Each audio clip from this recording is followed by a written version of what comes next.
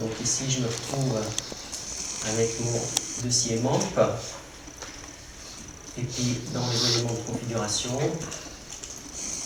le PHP, le PHP limite. Et là, je vais rechercher par le memory limit. Et puis donc ici, par défaut, il n'y avait que 8.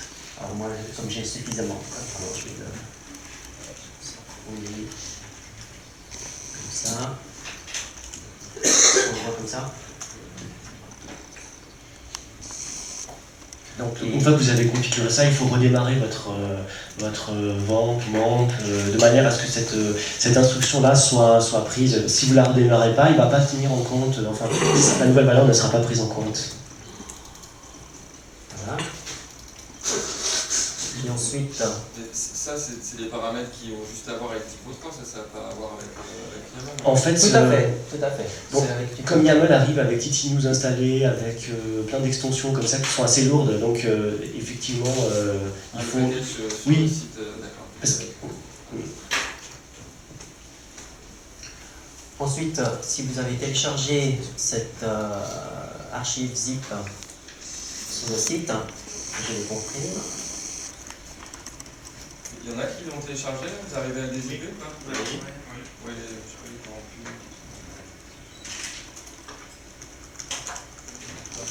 plus. Tu peux essayer d'aller sur YAML t3net.de, et là il y a une section download. Faut pas lui en vouloir, il a fait la fête tard hier soir. Voilà, donc vous vous retrouvez en fait avec un dossier contenant une installation Typo3 avec les différents fichiers. Ici, je vais le renommer simplement T3net. Voilà. Donc maintenant, nous allons passer à la phase d'installation.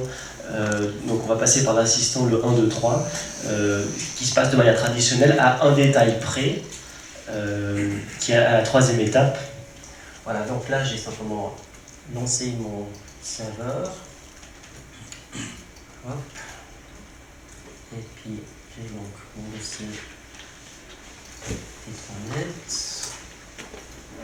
Voilà. Où on arrive donc sur cette page-là. Donc en fait, Typo3 a remarqué que le localconf est un fichier qui n'est pas configuré, et à ce moment-là, il déclenche automatiquement l'installeur. Donc en première étape, alors on va faire l'installation de toute la base qu'il faut. Donc ici, comme je suis dans un membre, le mot de passe, user, le mot de passe c'est root, localhost, continuer. On arrive à cette voilà, là, numéro 2. on nous demande donc soit de choisir une table, soit comme on est root, on va la créer directement. Voilà. Donc ici, je vais nommer T3 net. Et jusqu'à présent, ça se passe de manière traditionnelle. Et et normalement, là, on ne devrait pas avoir ce message.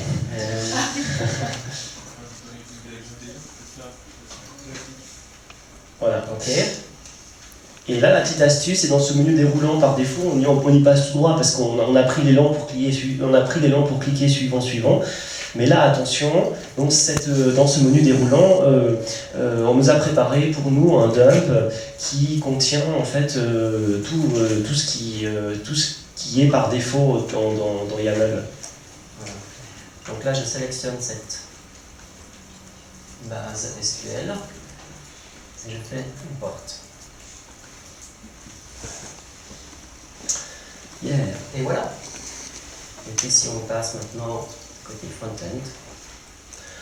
Donc moi, ce que j'ai beaucoup apprécié dans YAML, c'est le fait qu'à la fin de l'installation, on a quelque chose à montrer. On n'avait pas cette erreur, voilà, no template, found, ou je ne sais plus quelle erreur est dit. Là, on a directement quelque chose, un os arrangé qu'on peut décortiquer, qu'on peut étudier avec un ensemble d'extensions qui sont arrivées pour nous, configurées, qui fonctionnent, et on peut de cette manière progresser et étudier comment ça fonctionne.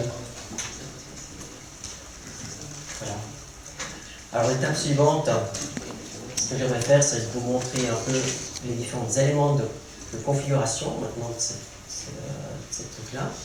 Si je reprends la partie de présentation, donc on a des IP, on a fait l'installation, on est arrivé là. On va passer maintenant à la partie configuration, donc je vous invite à vous loguer dans le backend.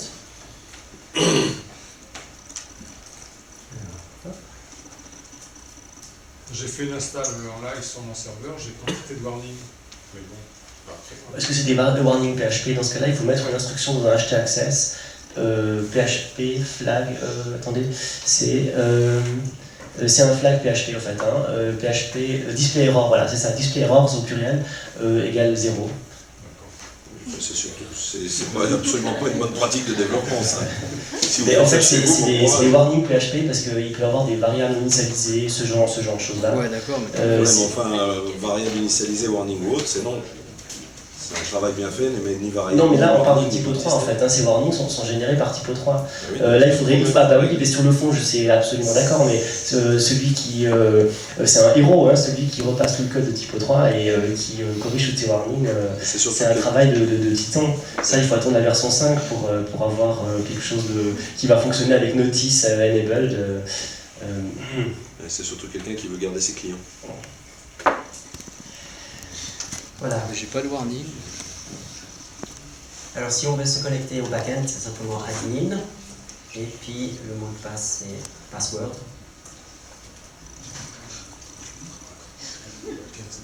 Oui, effectivement, c'est plus sympa de connecter. Et donc on arrive sur cette page-là. Puis maintenant on va essayer de faire un peu les configurations de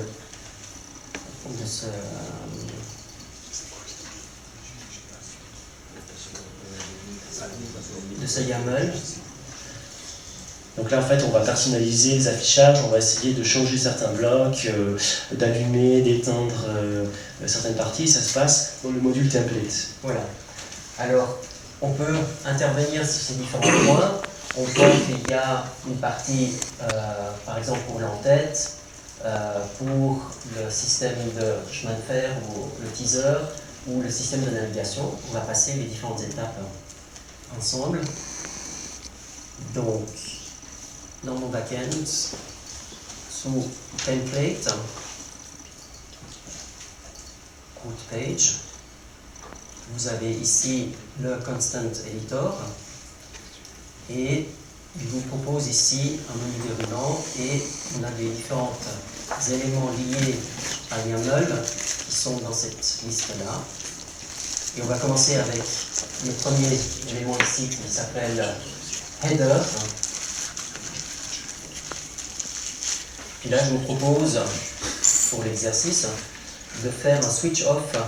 Alors, question peut-être tout au fond, pour pointer, parce que l'image que vous avez vue, elle est aussi, en fait, elle a été remise tout au fond, et vous retrouvez ces numéros-là. Ces numéros-là sont visibles dans la colonne de gauche, si tu remontes maintenant ailleurs, et de cette manière, vous pouvez repointer, parce que finalement, les noms de variables, des fois, sont difficiles à retrouver, et on ne sait pas exactement qu'est-ce qu'on va faire, donc avec ces numéros, on peut voir exactement sur quelle partie du layout on va influencer.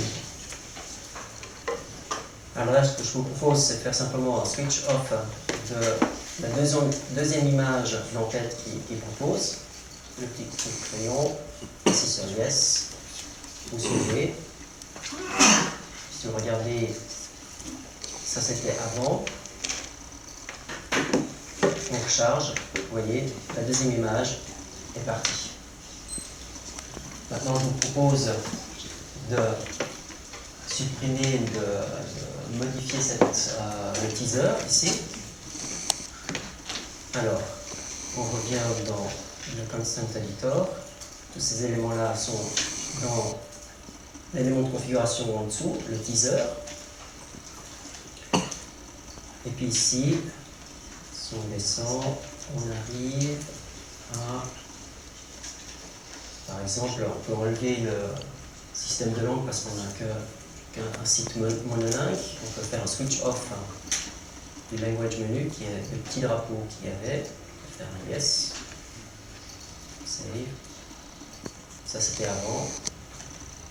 Donc là, Et hop, on voit que cet élément ici est parti. Si on veut supprimer complètement cette ligne, on peut relativement ici au début. Ici, switch off teaser. Il suffit de passer du no au yes, de l'enregistrer. Ça c'était avant, et ça c'est après.